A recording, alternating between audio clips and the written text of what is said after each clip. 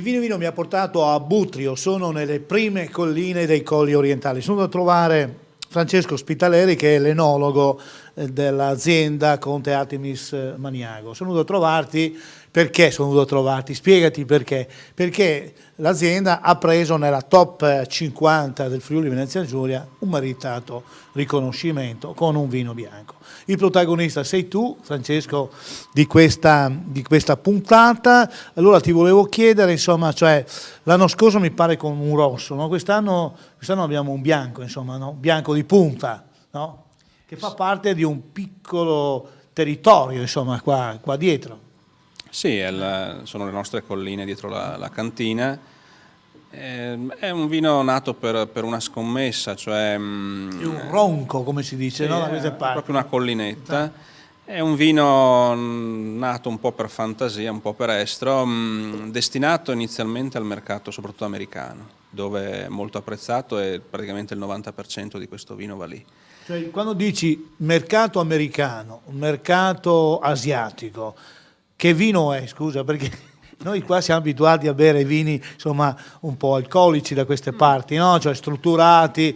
Ecco, gli americani, cioè, che vini bevono? Ma allora, bisogna distinguere sempre i due momenti, il momento dell'ingresso di un'azienda su un mercato e il momento invece poi del consolidamento. Il momento dell'ingresso lo fai quasi sempre con prodotti più vicini a quello che è il modo di bere del paese, quindi devono un momentino riconoscersi, devono ritrovare qualcosa. Quindi ad esempio in questo vino qua che è fatto, inizialmente era fatto Pinot Bianco Chardonnay, su quei mercati sono vini che conoscono, che apprezzano e quindi facili. Vini internazionali, no? Successivamente a questo vino abbiamo dato una connotazione decisamente più friulana, portando dentro tra le uve che appassiamo per fare questo vino secco del friulano, del Tokai. E questa modifica poi ha incontrato molto, è piaciuta perché lo ha caratterizzato in una maniera più territoriale. Cosa ha portato il friulano tra un Pinot e uno Chardonnay? Ma gli ha portato una mineralità, un tipo di salinità che è tipica di questi terreni. Quindi l'abbiamo reso, giocando un po' con le parole, più friulano, usando il friulano. Quindi gli abbiamo dato una connotazione precisa. Due damigelle con un rustico, insomma. Cioè, esatto, un rustico magari meno elegante dei partner, però più tipico, con la voglia più di emergere, quindi in questo ci ha dato con questo vino qui allieti sia gli americani che anche gli italiani, insomma, no? Perché hanno questa parte di friulinità che poi si vede. Sì, da quando appunto è comparso nel blend anche il friulano, abbiamo iniziato a trovare gradimento anche in Italia, in linea generale, su alcune... 3 uve ora, Pinot Bianco, Chardonnay e Friulano. Sì, sì. Il Pinot Bianco... È il Ronco Brolo. Il broilo, esatto. Il Pinot Bianco continua a fare una parte importante, il Friulano è la maggior parte, lo Chardonnay lo stiamo pian pianino calando a favore del Friulano. Uno che se lo compra o se lo beve subito, che sarebbe più ideale, ma se non se lo beve subito, quando rimane poi lì nell'enoteca privata? Ma diciamo questo, e vale per tutti i vini friulani. Lo dico sempre a tutti i clienti che vengono dall'Italia, dall'estero, non abbiate paura di comprare il bianco friulano, non ne faccio una questione di bandiera aziendale. Il bianco friulano, dall'inizio al confine col Veneto, a Trieste, ai colli più alti, è un vino che dura. Logicamente per diventare una conservazione di anni richiede anche una cantina un momentino adatta. Pensate che questo vino premiato quest'anno, che venderemo anche sull'anno prossimo, è un 2009, è un bianco 2009 che è in vendita nel 2013 e 2014. Quindi, voglio dire, più segno di longevità dei vini bianchi di questo, mi pare. Queste guide vi tengono sempre su alti con la qualità, no? Però qualcuno diceva troppa qualità si può anche morire se non viene spiegata, no? Cioè molte volte il vino non viene spiegato e per l'altra parte non viene recepito. Cioè oggi ci sono vini da poco prezzo, vini medi, vini alti, no? Dov'è la difficoltà? È spiegare il territorio, spiegare le uve, spiegare come si vendemmia, come si appassisce, cioè è questo che manca un po' al mondo vino, no? Sono in pochi che lo sanno raccontare, che lo sanno spiegare. Ovviamente... Non trovi che c'è una carenza, no? Cioè che noi non riusciamo a spiegare, cioè noi siamo indietro rispetto ai francesi che hanno questa caratteristica che ti spiegano per un'ora intera. Senza andare all'estero, anche rispetto ai toscani. Cioè, anche i piemontesi, no? Altre regioni prima di noi, altre zone viticole hanno capito che la qualità non è solo la bontà del vino, è la sua storia, la sua capacità di colpire le persone che lo fanno. E quindi se io comunico solo pensando che il mio vino è buono e si farà una strada, no, non se la farà.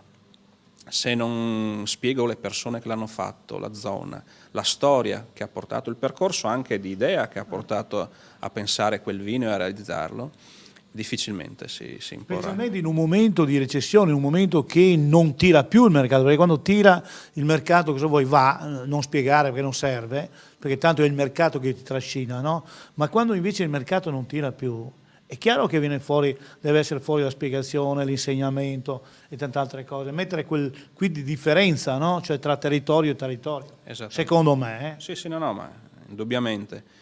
Vedo che il Friuli fa questa difficoltà, pur avendo una grande qualità, pur avendo anche qualche punta di eccellenza, perché tra qualità e eccellenza c'è un bel divario, no? Eccellenza vuol dire quando un vino ha 94, 95 il punteggio è già eccellenza, quando è 85, 86, 84 è un buon vino, insomma, no? Ecco, sì, attenzione a una cosa, in Friuli siamo mediamente abituati molto bene. Cioè, se si fanno degustazioni in ambito nazionale o anche internazionale, i vini del Friuli si posizionano alti. Cioè, qui l'eccellenza inizia a essere un elemento abbastanza diffuso. Per cui quello che ancora scontiamo è che ognuno veicola solo la propria eccellenza. Mentre per creare eccellenza su una zona è necessario che tutti la veicolino in maniera compatta, che facciano un po' sistema. Mentre qui c'è il personalismo, l'azienda singola che impone magari il proprio marchio, i propri nomi, ma non c'è crescita contemporaneamente. Tutte le volte si cerca di aggregarsi, no? Cioè c'è la volontà, però quando è il momento di colpire insieme, no? Si va via distinti e distanti, no? Ma non si riesce poi a colpire tutti assieme alla fine, insomma, di raggiungere l'obiettivo. Si rimane più distanti che distinti, no? Cioè questa è un po' la filosofia dei friulani. Un'altra cosa ti volevo chiedere, si parla molto di biologico in questo momento, cioè tutta l'Italia fa biologico, io ho visto che queste zone qua ancora non è recepito questo messaggio, no? Toscana fa il biologico, il Piemonte fa biologico, no? Il Veneto fa biologico, la Lombardia anche, il Friuli è lì che nicchia, non crede molto. Allora volevo capire, in queste zone qui, tu sei sui colli orientali, no? Ecco, si può fare biologico secondo te? E perché se si può fare non lo fanno o non lo fate? Allora, diciamo questo, biologico in Friuli ci sono alcune aziende che lo fanno anche bene. Poche rispetto a altre regioni. Il problema qual è? Essenzialmente siamo una regione di bianchi e se per biologico intendiamo, come secondo me va inteso, anche il fatto che un vino per reputarsi biologico dovrebbe avere niente o poca solforosa, con i vini bianchi ciò comporta negli aspetti gustativi alcune piccole modifiche che attualmente penalizzano verso certi mercati, una mancanza un po' di freschezza, eccetera. Tutte le aziende ci stiamo sforzando di abbassare la solforosa, abbassare qualsiasi tipo di intervento, diciamo, cioè l'impatto umano. chimico. Esatto. Cercando però di non modificare il sapore del vino. La tecnica in questo ci dà degli aiuti con tecnologie, con macchinari che escono, con anche miglioramenti delle nostre conoscenze. Ci si arriverà piano piano. In questo momento su alcuni vini la linea ad esempio senza solfiti è un po' difficoltosa, penso a Sauvignon, penso a Traminer, penso a vini comunque a base fortemente aromatica. E innanzitutto un prodotto per reputarsi biologico devo valutarlo anche nei confronti del mio organismo e sappiamo che oggi nel vino l'elemento meno biologico che c'è è la solforosa. C'è niente Per quanto riguarda le attività di campo, di campagna, con la massima sincerità, nessuna azienda oggi fa più grandissimi. Costano, sono spese, e proprio perché si diceva che le hanno ridotte, no? Cioè, siamo tutti in calo. Noi è alcuni anni che ospitiamo prove con l'ERSA per calare, per fare prove di mirare maggiormente i trattamenti. Non ci sono più grandissime differenze.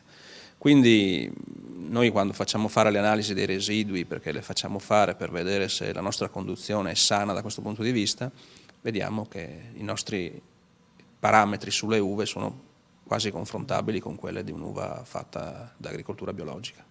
Bene, siamo giunti al termine, Francesco. Guarda, ti voglio premiare io, eccolo qua, top 50 bianco ronco broilo 2009. Eccolo qua, DOC Friuli Colli Orientali, vino eccellente con 8700, insomma un punteggio abbastanza alto, buono.